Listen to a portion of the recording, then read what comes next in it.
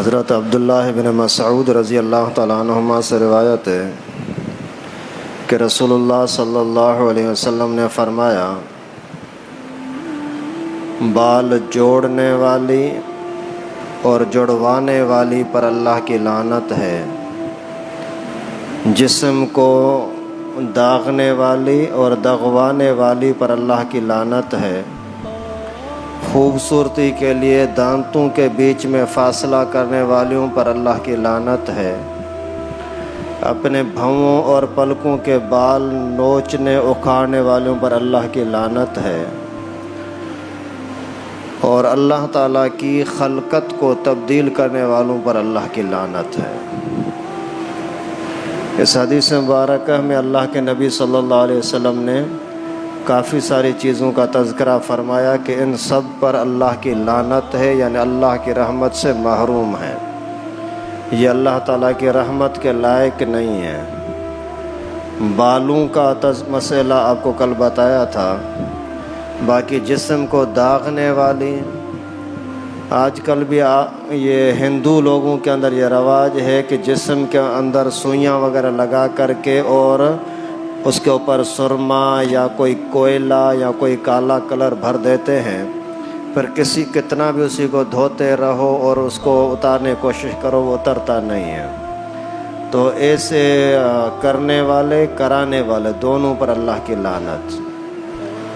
مقصد یہ ہے کہ اس کے اندر نہ غسل ہوتا ہے نہ وضو ہوتا ہے، کیونکہ جسم کے اوپر کوئی دوسری چیز آ گئی جس کی وجہ سے یعنی پانی اندر تک کھال تک پہنچتا نہیں ہے۔ اگر کسی مسلمان نے غلطی سے ایسا کرایا ہے تو پھر سرجری کرا کر کے آپریشن کرا کر کے اس کو نکالنا ہوگا تاکہ غسل اور وضو صحیح ہو سکے۔ آگے پیغمبر کریم صلی اللہ علیہ وسلم نے فرمایا، دانتوں میں فاصلہ کرنے والوں پر بھی اللہ کی لعنت ہے۔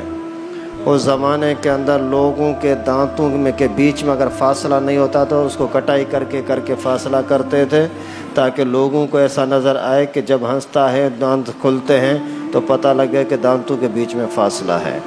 یعنی اس زمانے کے لوگ کہتے تھے کہ جس کے دانتوں کے بیچ میں فاصلہ نہیں ہے وہ بندہ دھوکے باز اور بے وفا ہوتا ہے، اس کے اندر وفاداری کی امید نہیں ہوتی۔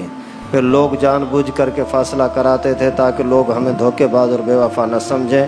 اللہ کے نبی صلی اللہ علیہ وسلم نے اس فرمان کے ذریعے سے حکم دیا، جس شکل میں جس حالت میں اللہ نے رکھا ہے اسی میں رہو، اس کو تبدیل کرنے کی کوشش نہ کرو۔ آگے رسول اللہ صلی اللہ علیہ وسلم نے فرمایا، بھووں اور پلکوں کو اکھیڑنے والوں پر اللہ کی لعنت ہے۔ جیسے آج کل فیشن ہے، لڑکیاں یہاں سے اوپر سے جا کر کے بھووں کی ڈیزائن بناتی ہیں، نیچے سے ڈیزائن بناتی ہیں اور اسی کو کمان کی طرح کر کے یعنی خوبصورت بنانے کی کوشش کرتی ہیں۔ جو بھویں، جو بال آنکھوں کے اوپر والے اللہ تعالیٰ نے دیے ہیں اس کو ان حال پر رکھنا یہ فرض ہے۔ اگر کوئی بھی عورت، کوئی مرد، لڑکی، لڑکا اگر ان کو کاٹتے ہیں، کاٹنے والوں پر بھی اللہ کی لعنت اور کٹوانے والوں پر بھی اللہ تعالیٰ کی لعنت۔ جس حال میں اللہ نے رکھا ہے اسی حال میں شکر کرو، اسی حالت میں رہو۔ اسی طرح سے رسول اللہ صلی اللہ علیہ وسلم نے فرمایا کہ اللہ تعالیٰ کی خلقت کو تبدیل کرنے والوں پر اللہ کی لعنت۔ اللہ تعالیٰ نے جس حال میں جس شکل میں تمہیں رکھا ہے اسی میں بس بسم اللہ راضی رہو۔ جیسے آج کل سرجریاں ہو رہی ہیں کہ بھائی میرا جسم ابھی تھوڑا بڈھا نظر آ رہا ہے، سرجری کر کے اس کو نیا کر دو، جوانوں والا چہرہ ہو جاتا ہے۔ یہ سرجری کرانا جائز نہیں ہے۔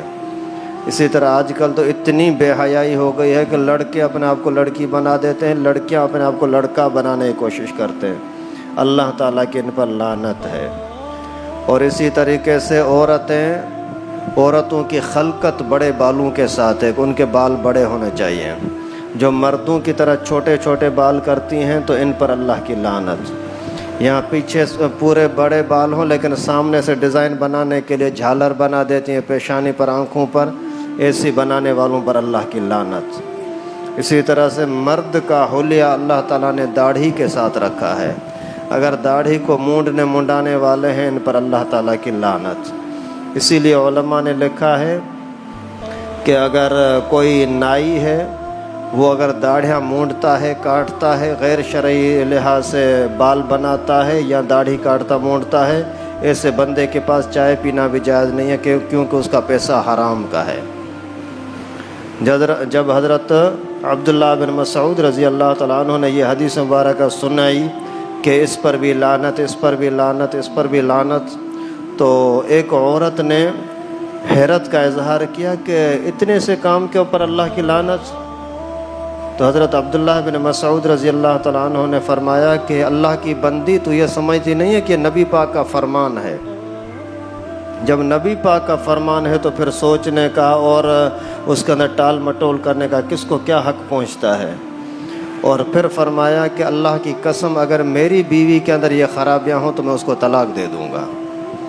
مقصد یہ ہے کہ دین کے معاملے میں اپنی مرضی نہ چلائیں، جو بھی اللہ نے، اللہ کے رسول نے بتلایا اس کو پابندی کے ساتھ ماننا، یہی دین ہے۔ اللہ تعالیٰ سے دعا ہے کہ ہم سب کو پیغمبر کریم صلی اللہ علیہ وسلم کی باتوں کو قدر کی نظر سے دیکھنے کی، تابع داری کرنے کی، اپنی زندگی میں لانے کی توفیق نصیب فرمائے۔ الحمدللہ۔